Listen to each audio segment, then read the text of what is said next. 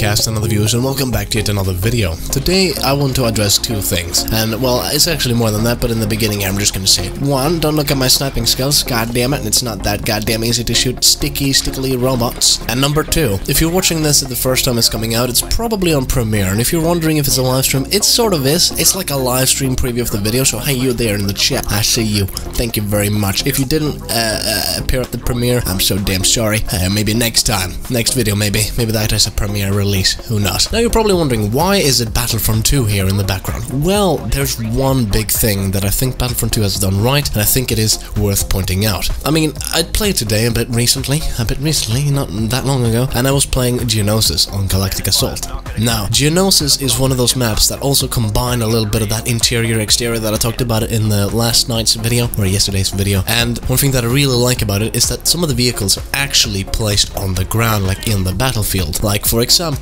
the ATTEs. They're on the battlefront, and you can go grab them and drive them wherever you want. Now, this is what I wanted for Hoth, that you could drive those ATs wherever you wanted to go, but that didn't happen. Now, I think that Star Wars, or EA, I should say, or DICE actually, they're making the game, they're getting on the right track. They're finally starting to change things, and I've heard news that they're actually also gonna add ship interiors, and maybe make it so that, you know, hopefully that more vehicles are, you know, if there's a ship interior, there's gonna be ships in the hangar, I suppose, yeah, like in the first games. And also, this brings me back to the point of vehicles on the ground, which is a big point for me. And the reason why I want vehicles on the ground in the Battlefront, or on the maps, is because it's a bit more... I know that DICE and EA said like, oh, we don't want people to camping around where the vehicle spawns, bloody yada yada, so much yada yada, so much egg-wise, can't even hear anything. Too much spoiled eggs. Anyways, when you look at, for example, the older battlefields, and battlefronts for that matter, well, on battlefields more new, so let's take a look at that instead. The vehicles in the beginning were on the ground, or in the map. Now, people might say, oh, it's annoying that people camp it. Yes, it is annoying, but now, in the newer games, people, instead of, for example, in Battlefront, people just rush to get points,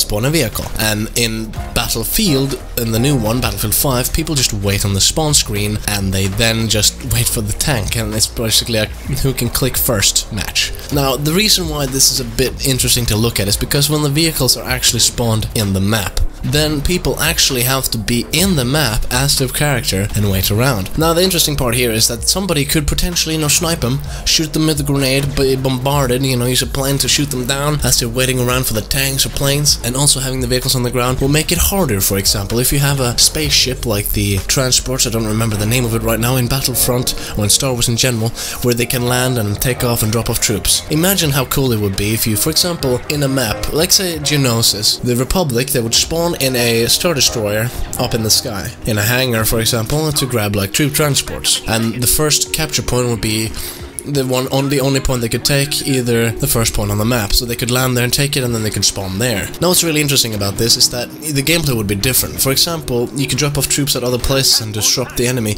or take any capture point, for example, so the enemy don't know where to camp. And also, this kind of gameplay would be kind of interesting, because then, for example, the droids or the separatists would be waiting and not really knowing what's going on, and then maybe they could board the ship, the Star Destroyer, and destroy it. So if the separatists manage to do that before the Republic gets a capture point on the ground, the separatist wins. Now imagine how cool that would be. You spawn on a Star Destroyer and you're waiting in the hangar for the cargo ships or the troop transports to return, so you can get in and get down there and get dirty. But I also want you guys to maybe share this video on Twitter, maybe hashtag DICE in it, or, you know, tweet at DICE, and say that, like this part, you could just click on the share thing and click from, you know, from this point on. The DICE, please. If you do make a new Star Wars Battlefront game, please make it so that the maps are bigger. The graphics don't have to be superb. You don't have to see your reflection in another one's helmet, as long as you can have a big Battlefront with more players and maybe some AI sprinkled in here and there. For example, when I saw Battlefront 2 on the Commander class, I thought maybe he had like a escort of 2 AI troops. Maybe they're not elite, maybe you could upgrade them, maybe they could become something greater than yourself and actually avenge you as you die. Imagine how interesting it would be if the Commander class, more than just having pistols and deploying turrets and shields, could send AI in directions. For example, I'm not sure if you've heard of this game, but Battlefield 2142. There was a mode called Titan mode where there was two massive ships fighting each other, and on the map there was missile silos, and you had to destroy the enemy ship's shield before you could board it, or do direct damage to the ship. Now the interesting thing here was that the commander on each team could control their Titan. So a commander on, for example, one team, he could say he could set a movement pattern for the Titan, so it would move around, very slowly though, but very cool. It would move around and actually move on the map. And the Titans had guns on them, so players could use the guns and clear points and take other areas. Now imagine this in Star Wars, maybe not like the Star Destroyers and shit, they're pretty goddamn huge, but something similar. Let's say, for example, if they don't want to make AT-ATs drivable, why not just make a commander on a team be able to move the AT-ATs to certain points on the map where he wants them to go? And to make it a bit safe so there's no many trolls taking it, make it so that the commander has to be a certain rank to be able to do this, and only one slot per team, so you don't have 50 commanders trying to say the AT-AT, go here, go there,